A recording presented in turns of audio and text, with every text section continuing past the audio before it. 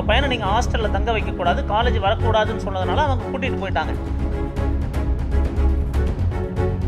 இதுக்கிடையில் வந்து அந்த மாணவர் வெளியே தங்கியிருந்தார் அப்படிங்கிறது எங்களுக்கு தெரியலை.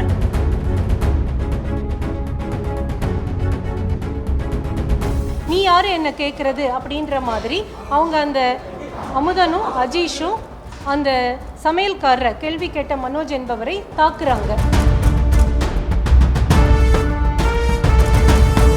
திடீர்னு நான் சமைக்க மாட்டேன் அப்படின்னா நாளைக்கு குழந்தைங்களுக்கு நம்ம எப்படி சாப்பாடு கொடுக்க முடியும்?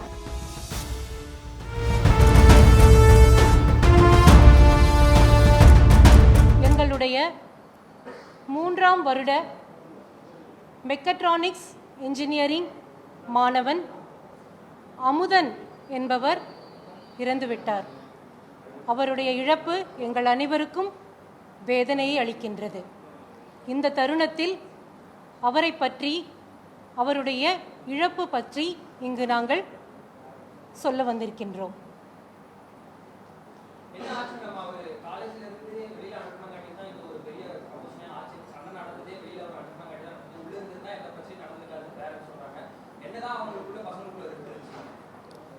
சார், 21 ஜூலை அன்னைக்கு இரவு அஜீஷ் அண்ட் அமுதன் 2 பேரும் ஒரே துறையை சார்ந்த மாணவர்கள், மெக்கட்ரானிக்ஸ் இன்ஜினியரிங். அவங்க நைட்டு ஹாஸ்டல் 2 பேருமே விடுதியில் தங்கி கொண்டு படித்து கொண்டிருப்பவர்கள்.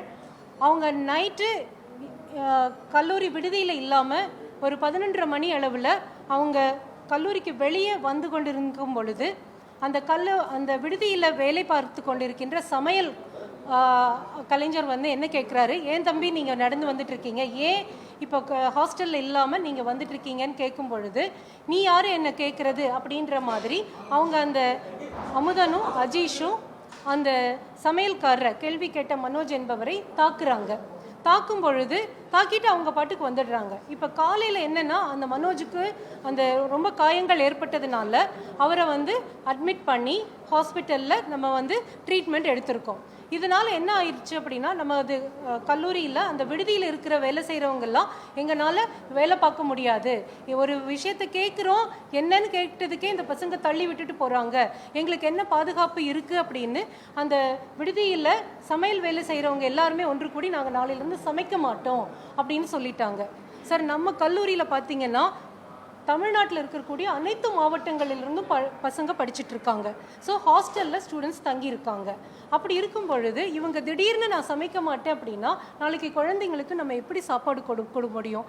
அதனால நம்ம என்ன பண்ணியிருக்கோம் அப்படின்னா, இவங்க டிசிப்ளின் கமிட்டி முன்னாடி இந்த 2 ஸ்டூடெண்ட்ஸும் ப்ரெசென்ட் ஆகுறாங்க. Discipline committee doctor Magudeswaran dean இருக்கார், டாக்டர் அனந்தமூர்த்தி ஸ்டூடெண்ட் டீன் இருக்காங்க, எங்களுடைய பிஆர்ஓ டாக்டர் ரவிக்குமார், அதே மாதிரி ஏவோன்னு இருக்கார்.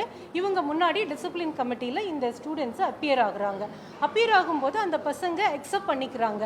22 ஜூலையில் நாங்கள் தள்ளி விட்டுட்டோம் அப்படின்னு அக்செப்ட் பண்ணும் பொழுது இப்போ என்னென்னா, இந்த பசங்களுடைய பேரண்ட்டு வர வைப்போம், இந்த மாதிரி ஒழுங்கு நடவடிக்கைக்காக பேரண்ட்டு வர வைக்கிறோம் அப்படின்னு சொல்லி பேரண்ட்ஸ் வர்றாங்க.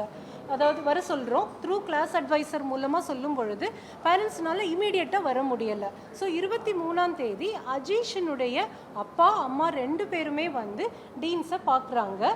அப்போது இவங்களுக்கு இது நடந்ததை சொல்லும் பொழுது சொல்லி அனுப்பிச்சிடுறோம். அதுக்கப்புறம் 24 ஜூலை அன்னைக்கு இந்த ஸ்டூடெண்ட் அமுதனுடைய ஃபாதர் வராங்க. வந்து பேசும் பொழுது அவரும் அக்செப்ட் பண்ணிக்கிறாரு, ரொம்ப வருத்தம், இவர் வந்து இந்த மாதிரி தாக்கியிருக்கக்கூடாது அப்படின்னு சொல்லும் பொழுது, சரி இதுக்கு ஒரு நடவடிக்கை எடுத்தால் தான் நாங்கள் சமைக்க போவோம் அப்படின்றத இவங்க திரும்ப திரும்ப சொல்கிறதுனால டிசிப்ளின் கமிட்டி அவங்கக்கிட்டேருந்து இது என்கொயரி பண்ணின ரிப்போர்ட்டை கொடுக்குறாங்க. அதை அக்செப்ட் பண்ணினதுனால அவங்கள சஸ்பெண்ட் பண்ணி 24th ஜூலை அந்த ஸ்டூடெண்ட்ஸுக்கு நீங்கள் சஸ்பெண்ட் பண்ணி அவங்களுடைய பேரண்ட்டுக்கிட்ட நம்ம அமுதனை அனுப்பிச்சி வைக்கிறோம், நீங்கள் கூட்டிகிட்டு போயிடுங்க சார் அப்படின்னு அவங்க பேரண்ட்டோட அனுப்பிச்சி வைக்கிறோம். இதை அனுப்பிச்சி வச்ச பிறகு 31ஆம் தேதி ஜூலை நாங்கள் இங்கே வந்து பார்க்குறோம், நாங்கள் கிளாஸ் அட்டென்ட் பண்ணணும் அப்படிங்கிறதுக்காக வரணும்னு சொல்லி வந்து திரும்பவும் கேட்குறாங்க. கேட்கும் பொழுது என்ன சொல்கிறோம் அப்படின்னா, நீங்கள் இப்போ வந்து 2 ஃபங்க்ஷன்ஸ் நடந்துகிட்ருக்குது காலேஜில், ஃபங்க்ஷன் இருக்கிறதுனால இப்போ நம்மளால் அதை என்கொயரி பண்ண முடியாது, ஸோ நீங்கள் 11ஆம் தேதி ஆகஸ்ட் வாங்க அப்படின்னு சொல்லி அவங்களுடைய அம்மா கிட்ட அமுதனையும் அஜீஷா அவருடைய தகப்பனார்கிட்டையும் அனுப்பிச்சி வச்சோம். நீங்கள் வந்து 11ஆம் தேதி வாங்க அப்படின்னு அனுப்பிச்சி வச்சிட்டோம். இதற்கிடையில் 10ஆம் தேதி ஈவினிங் எங்களுடைய பிஆர்ஓக்கு கால் வருது. அங்கே வல்லமிச்சம்பட்டியில் உள்ள எல்என்எல் ஹாஸ்பிட்டல்ல இருந்து ஒரு கால் வந்ததா, மேடம் இந்த மாதிரி ஒரு கால் வருது, அமுதன் வந்து ஹாஸ்பிட்டல் அட்மிட் ஆயிருக்காங்க அப்படின்னு கால் வருது, நான் போயிட்டு வரேன் அப்படிங்கிறாரு. அவர் போகிறாரு. அவர் போகும்பொழுது அந்த ஹாஸ்பிட்டலுக்கு போகும்போது காவல்துறையும் அந்த ஹாஸ்பிட்டலுக்கு வராங்க. போய் சிறிது நேரங்களில் எங்களுக்கு தகவல் என்ன சொல்கிறாருன்னா, அமுதன் இறந்துட்டார் மேடம் அப்படின்ற தகவல் வருது.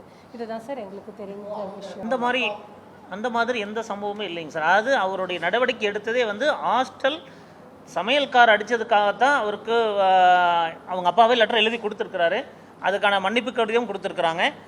அதே நேரத்தில் பார்த்தீங்கன்னா 2 பேரண்ட்டும் வர்றாங்க. நாங்கள் ஹாஸ்டல் இருந்தால் அந்த தேர்வு ஆக்சுவலாக ஒரு வாரம் தேர்வு நடக்குது.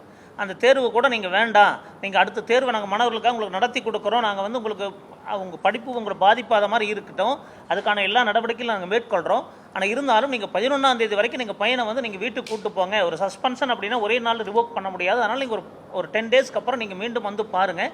உங்கள் பையனை நீங்கள் ஹாஸ்டலில் தங்க வைக்கக்கூடாது, காலேஜ் வரக்கூடாதுன்னு சொன்னதுனால அவங்க கூட்டிகிட்டு போயிட்டாங்க. ஆனால் அவருங்க வந்து வெளியே தங்கியிருக்கிறா இல்லையாங்கிறது எங்களுக்கு தெரியாது. நாங்கள் வந்து என்ன நான் டிசிப்ளின் கமிட்டி நானும் Magudeswaran as per the direction of the principal Magudeswaran சாரும் நானும் ப்ளஸ் டீம் என்கொயர் பண்ணுறோம். அதுக்கான லெட்டர்லாம் பசங்களே கொடுக்குறாங்க. அவங்க அப்பாவும் ஒத்துக்கிறாரு. ஆமாம் எங்கள் அப்பா என்னோட மகன் செஞ்ச தவறு தான். அஜீஸ் பேரண்ட் ஒத்துக்கிறாங்க, அமுதன் பேரண்ட் ஒத்துக்கிறாங்க.